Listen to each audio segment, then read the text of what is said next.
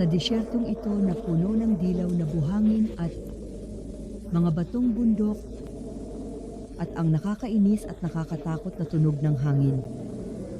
Parang ang disyertong ito ay nilikha upang maging walang buhay. Biglang, nagkaroon ng pagbabago sa lagay ng panahon. Nag-iba ang kulay ng langit. Tumigil ang hangin.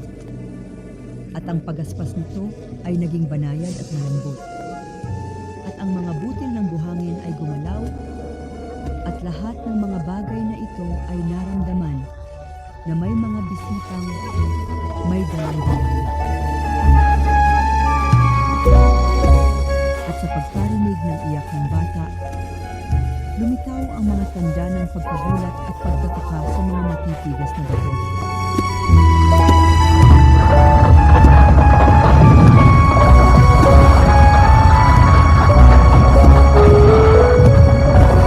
Tiyak na may mga bisitang dumating sa lugar na ito. Tingnan mo, ito si Abraham, ang ama ng mga propeta, kasama ang kanyang asawa na si Hagar, at ang kanilang anak na si Ismael.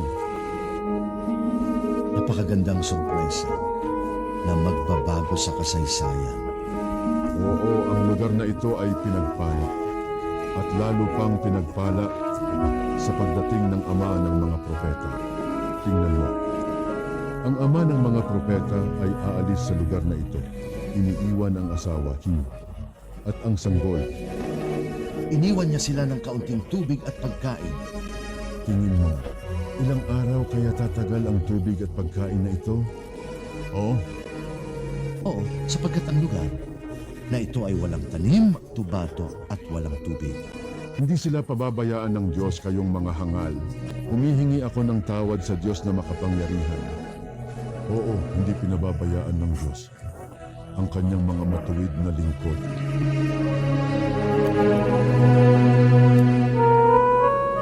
Narinig ko ang banal na babae na nagsabi na ito na ang huling tubig na mayroon tayo.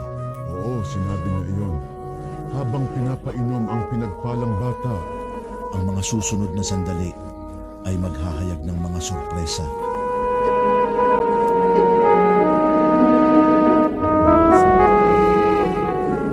matulog na kayo, guys.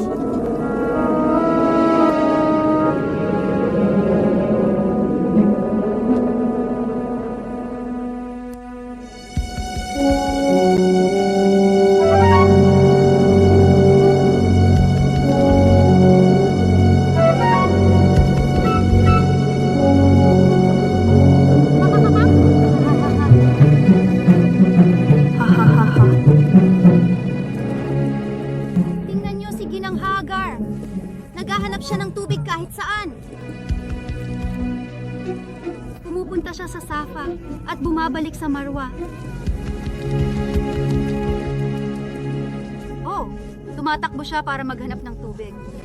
Tatapusin niya ang ikapitong beses ng pagpunta at pagbalik. Ha ha ha ha! Ha ha ha! Ang bata ay sumisigaw dahil sa uhaw.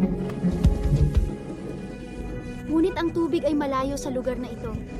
Napakahirap na sitwasyon.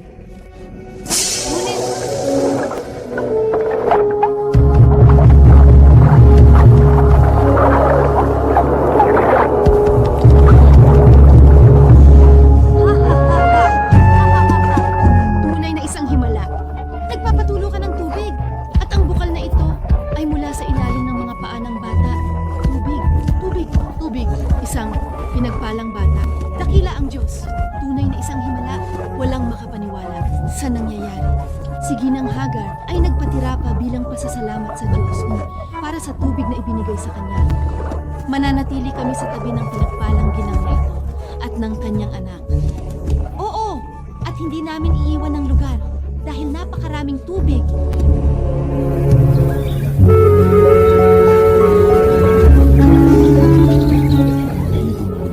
Marahil, ang isa sa mga leon ay nag-iwan ng ilang biktima. Hindi. Ano ang ibong ito na nagtitipon sa karne? Ito ay kasiyahan ng tubig, kaligayahan kaligayahan ng tubig. Masaya ang mga ibon dahil nakahanap sila ng tubig. Dahil ang lugar na ito ay may masaganang tubig. Baka dapat natin alamin ang sitwasyon. Aalamin ko ang sitwasyon at malalaman ang katotohanan.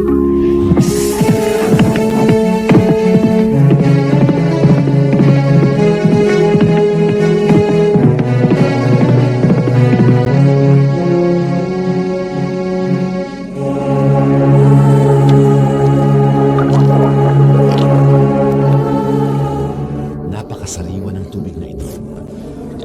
Parang tubig mula sa paraiso. Ano ito? Isang bata at isang babae. Napakabanal nila. Parang mukhang sila ay mga propeta. Kailangan kong bumalik agad sa tribo.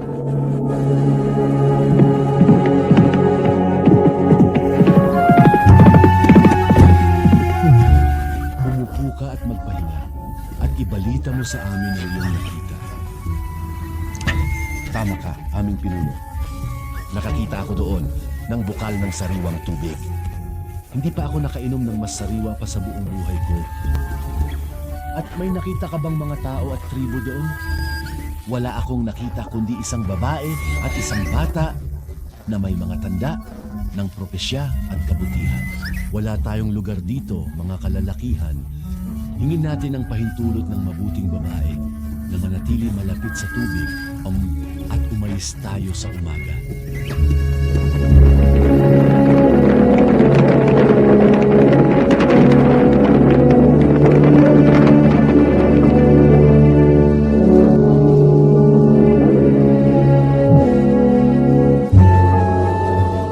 Narito na tayo. Ginoo! Sumama ka sa akin upang humingi ng pahintulot sa mabuting babaeng may-ari ng tubig.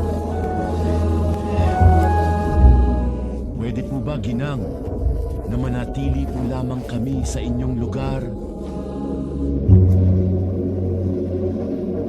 Sinasabi ng pinagpalang babae na malugod kayong tinatanggap. Salamat sa iyo, pinagpalang babae.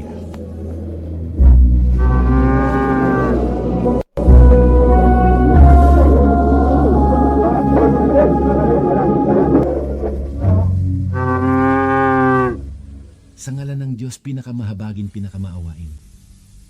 Panginoon namin, inilagay ko ang ilan sa aking mga anak sa isang lambak na walang tanim malapit sa iyong banal na bahay. Panginoon namin, upang sila'y magtaguyod ng panalangin, kaya't gawin mong ang mga puso ng mga tao ay maghangad sa kanila. At pagkalooban mo sila ng mga bunga upang sila'y magpasalamat. Tunay na sinabi ng Diyos ang katotohanan. Mag-subscribe sa channel and i-click ang bell icon para sa mga update. Subhanallah, sinagot ng Diyos ang panalangin ni Propeta Ibrahim. Oo, nagkaroon ng tubig at dumating ang mga tao upang pawiin ang kalungkutan ng lugar. Sino ang mag-aakala na ang lugar na ito na dati itigang ay magiging puno ng tao at tubig? Napanaginipan ni Propeta Ibrahim, sumakanya nawa ang kapayapaan habang siya ay natutulog, na parang iniaalay niya ang kanyang kaisa-isang anak at pinakamamahal na si Ismael, sumakanya nawa ang kapayapaan. At dahil ang mga panaginip ng mga propeta ay totoo at utos mula sa Diyos, ay dapat sundin. Kaya't bumangon si Ibrahim, sumakan niya nawa ang kapayapaan at pumunta sa kanyang anak na si Ismael upang ipaalam sa kanya ang kanyang napanaginipan. At ang anak ay umayon sa inaasahan ng kanyang ama, hindi siya tumutol sa pag-aalay at nagtiwala sa Diyos. Sinabi niya sa kanyang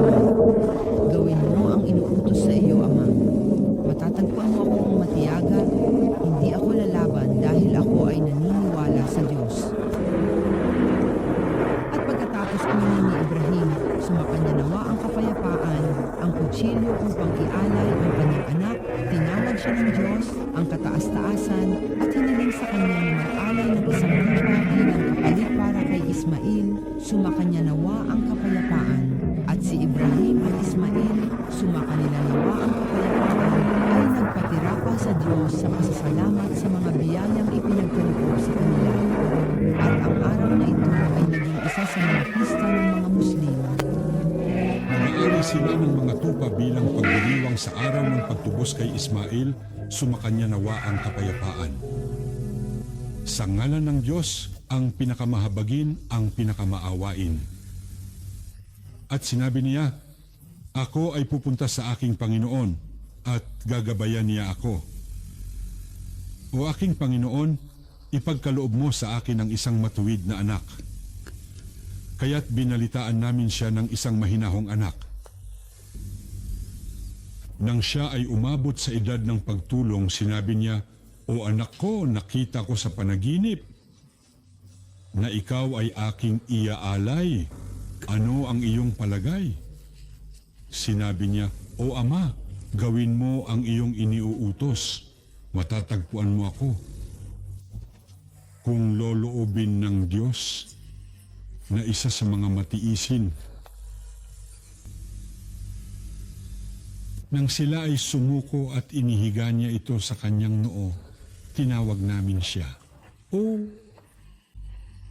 Ibrahim, tunay na pinaniwalaan mo ang panaginip, ganito namin ginagantimpalaan ang mga gumagawa ng kabutihan. Tunay na ito ay isang malinaw na pagsubok.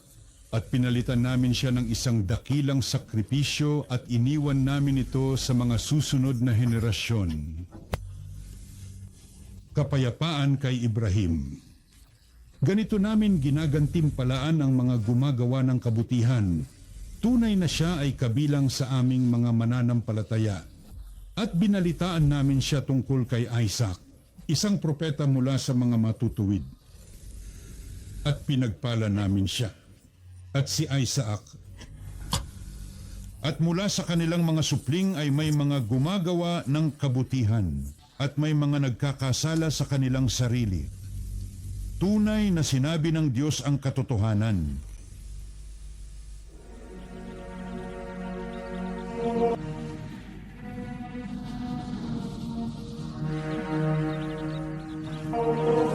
Narito si Ismael, siya ay lumaki na. At siya ay naging isang lalaki. Ang propetang Ismael ay malungkot sa pagkamatay ng kanyang ina.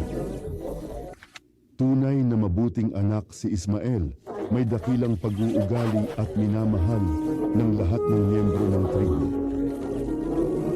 Kailangan nating ipakasal ang asawa para sa propetang Ismael mula sa ating mga anak na babae. Tama ang iyong mungkahi. Ipapakasal ko siya sa aking anak na babae. Halina't manalangin muna tayo at pagkatapos ay mangyayari ang kalooban ng Diyos. Oo, panalangin muna. Kaya na itinuro sa atin ng ating propetang Ismael.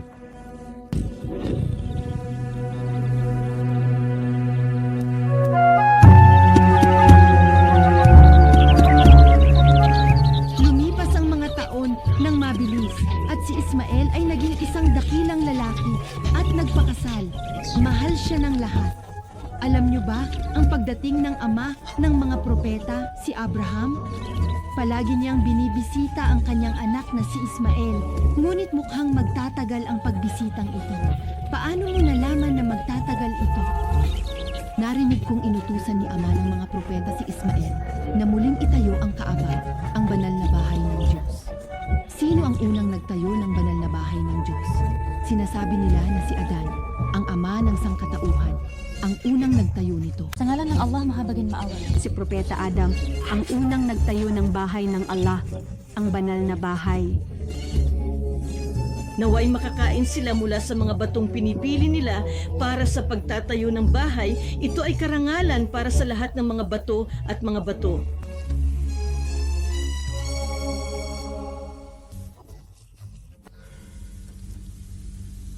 At nang itinaas ni Ibrahim ang mga pundasyon ng bahay kasama si Ismail, O aming Panginoon, tanggapin mo mula sa amin Tunay na ikaw ang nakakarinig, ang nakakaalam. O aming Panginoon, gawin mo kaming mga Muslim para sa iyo at mula sa aming mga supling ay isang bansang Muslim para sa iyo. At ipakita mo sa amin ang aming mga ritual at tanggapin mo ang aming pagsisisi. Tunay na ikaw ang tumatanggap ng pagsisisi, ang maawain. O aming Panginoon, magpadala ka sa kanila ng isang sugo mula sa kanila na magbabasa sa kanila ng iyong mga talata at magtuturo sa kanila ng aklat at karunungan at lilinisin sila. Tunay na ikaw ang makapangyarihan, ang matalino. Tunay na sinabi ng Diyos ang katotohanan.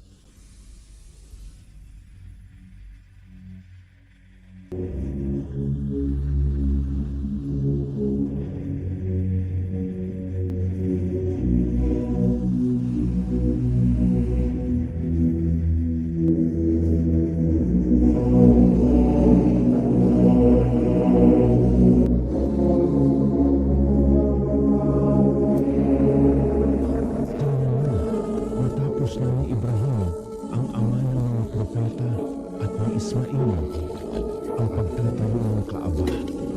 Napakalaki ng gusali at napakalalaki ng mga bato. Nagtiis sila ng matinding hirap sa pagtatayo ng bahay ng walang tumulong sa kanila. Ngayon ay mayroon tayong lugar at bahay para sa panalangin, dasal at pagpapala. Ito ay isang pinagpalang lugar. Mag-iikot tayo sa Kaaba